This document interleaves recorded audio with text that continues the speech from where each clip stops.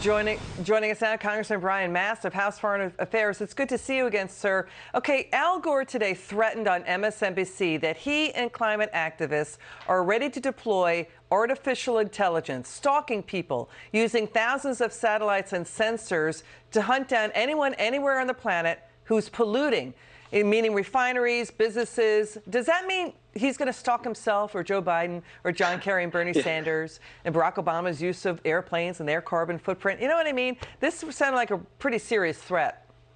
Yeah, and the President Biden motorcade and your lawnmower and your leaf blower and every other home appliance that you might use. And then what other energy are you using around your house? Did you not buy an Energy Star rated washer and dryer? And the list will go on and on and on.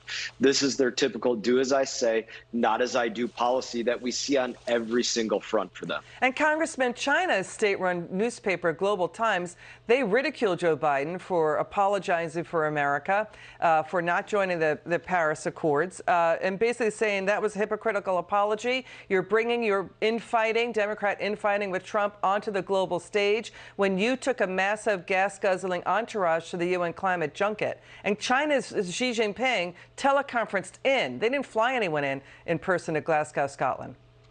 Yeah, well, China's laughing in a whole bunch of different ways. One, the Biden administration, or previously when he was under Obama, they got into the Paris climate deal, understanding that China was getting away with doing nothing as it related to Paris, and the U.S. was going to pay the brunt of everything related to Paris. So, of course, they're laughing about that as well. But when you look at this situation and Biden stepping up on the stage, apologizing for America, this is why people are cheering for Brandon.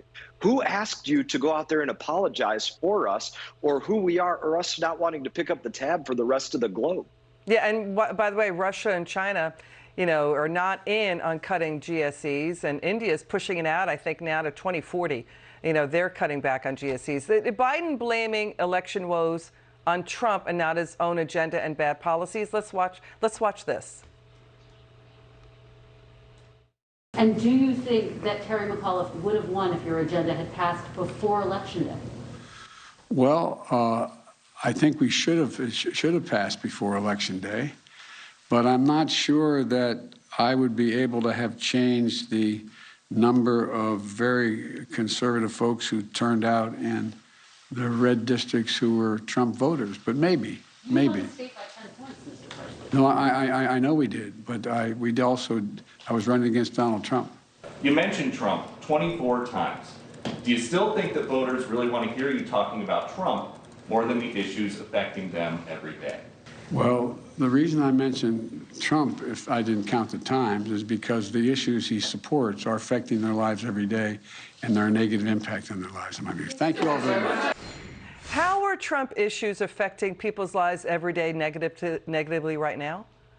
They're not. I mean, if anything, people are saying, my God, I wish I had Trump policies again. I wish I had freedom. I wish I had America first, because then I wouldn't have gas prices so high, grocery prices so high, weakness on the foreign affairs stage in Afghanistan, this kind of withdrawal, you name it. The list goes on and on and on. And the fact of the matter is, probably on every college campus right now, they're probably thinking about making a drinking game out of every time Biden says Trump.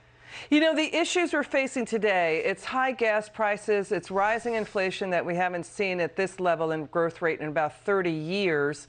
We're seeing cargo ships still stranded off the coast of California when Florida and Texas is saying, come to us, we can unload that cargo without California's onerous regulations on truckers. We're now seeing thieves stealing goods off of the cargo ships and what's at the dock there. So, when you look at the Biden policies and the Biden agenda, they were supposed to vote on infrastructure tonight. Again, that's been delayed because of progressive pushback. Where do you see this headed?